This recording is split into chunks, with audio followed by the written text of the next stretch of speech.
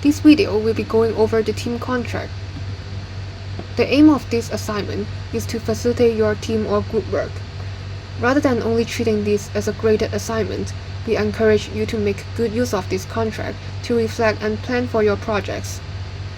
Through making this contract, we hope you can communicate and align your expectations with your teammates, like who does what and when. Consider each member's workload and schedules in the coming semester to coordinate the work.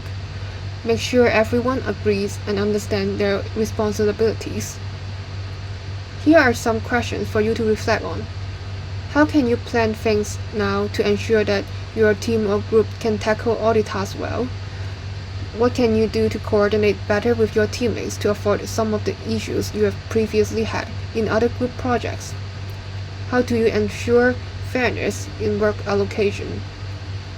If you or a team member is unable to complete assignment in time, what will be the minimum number of days you or your teammates should let others know prior to the deadline? So you could cover general or specific questions when you are thinking how you are going to tackle your projects and use this contract to plan ahead. For the format of the contract, please keep it simple and concise. Be clear, specific, and practical. In other words, please try to make the contract easy for everyone in the group to follow and understand. Those on the template are just examples. It's not necessary for you to follow them. You could think about what really helps every teammate to understand what they need to do once they open the document.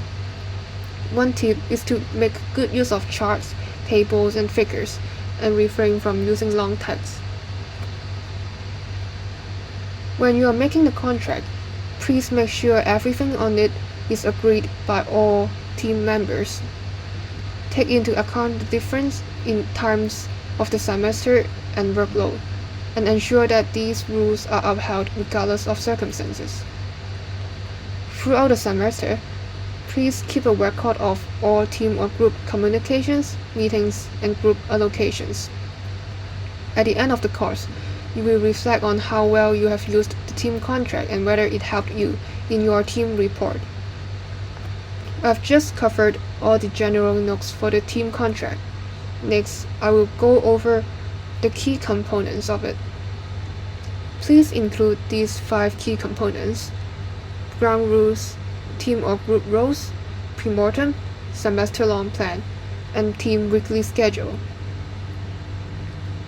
First, please make a list of ground rules. Make your rules as specific and as practical as possible, and cover these 3 aspects: general, communications and meetings, and decision making. You could go through the list of questions in the template to help you develop your ground rules. Second, team or group roles. Who does what and who is in charge of what? Specify this for each group and specify this in the team. Make sure that there is an even workload distribution among team or group members. Third, premortem.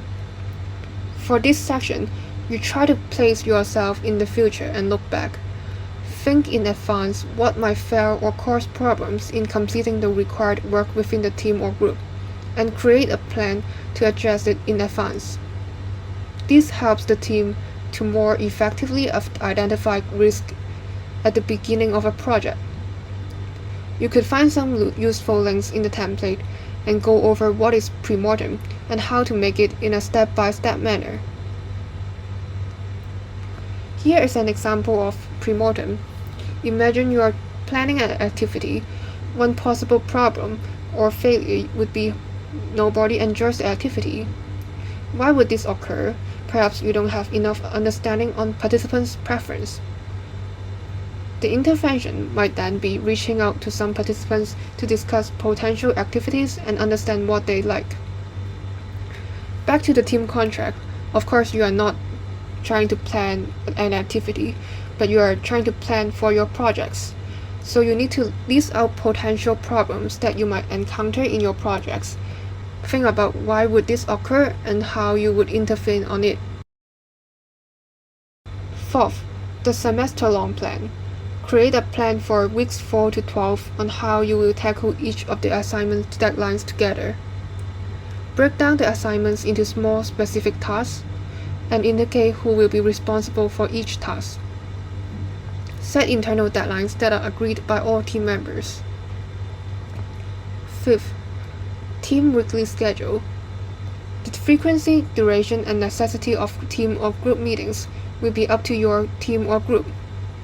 Please make sure that this schedule is feasible by taking into account of every member's workloads, deadlines, and examinations. Ensure that a consensus has been reached prior to completing this section and that team or group members have agreed to adhere to this schedule. For further details on these 5 components, you could take a look at the team contract template. And the grading rubric for each component is included in the syllabus. You could go over each component and see what we are expecting you to do for each of the section.